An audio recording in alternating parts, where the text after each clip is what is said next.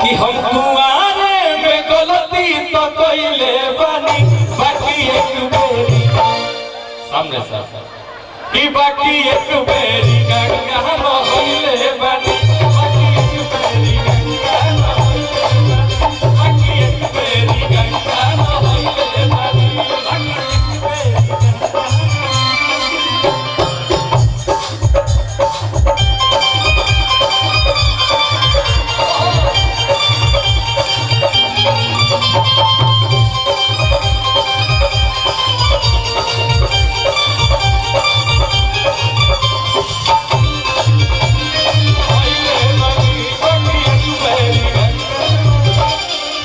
सबसे पहले देखो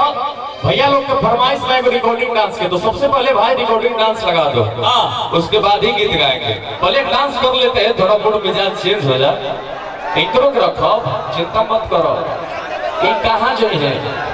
हर की दर्द याद लाए बालामू तो तक लगाओ भाई गाना सुनो राजा भैया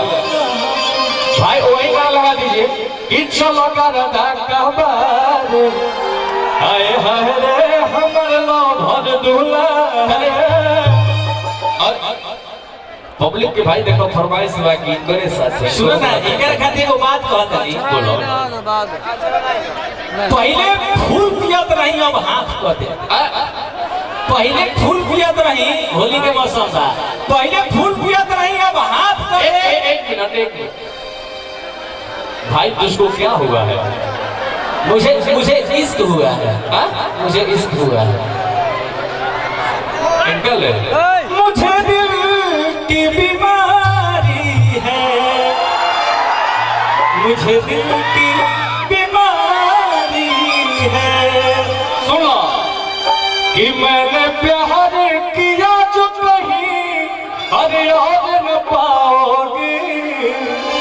एक दिन बाहों में फिर लौट के आओगे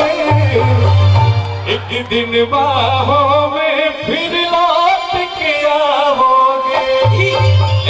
ये जो तू बोलहावत है ना यो जानकारी कि तू कहना होशियार बड़ा यही से कहतारी कि लगे को छजना नहीं पढ़ल बड़ा कि लगे को छजना जऊना पढ़ल बड़ा आ खाली लइकिन के चक्कर में बिगड़ल बड़ा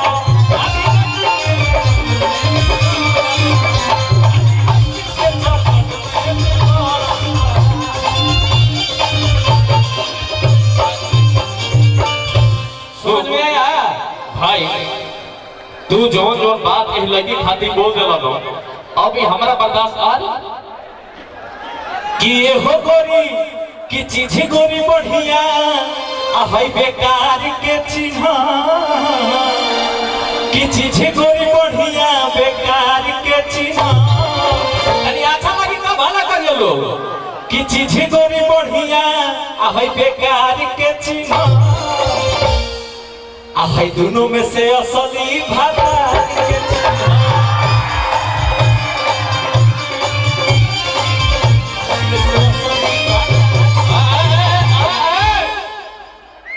देखो अपना माथा मत गरम करो ठीक बा नहीं तो सुन लो बोला जाए सुन लो काहे की दोस्ती पानी से करत रही ठीक बा पानी से ना अब आग से हुई भैया हो कि दोस्ती पानी से ना अब आग से हुई अब प्यार दिल से ना अब दिमाग से हुई ठीक बा काहे कि भाई यहाँ पे दिमाग ही चलाना पड़ता है अभी मुझे समझ में आया दिमाग लगेगा तो फेल हो जाई आ लड़की के चक्कर में पड़ेगा तो अंकुश तारा जेल हो जाई बुझा भाई क्या भाई चुप आ देखो हमारे दिल कितना सपोर्ट में अच्छा राजा भैया सब हमारे सपोर्ट में मानो सही कहा था ना हो आज करू तार हम सपोर्ट तार बा अच्छा बात बा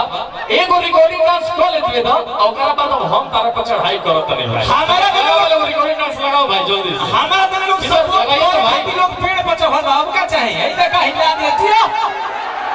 ठीक है भाई। अच्छा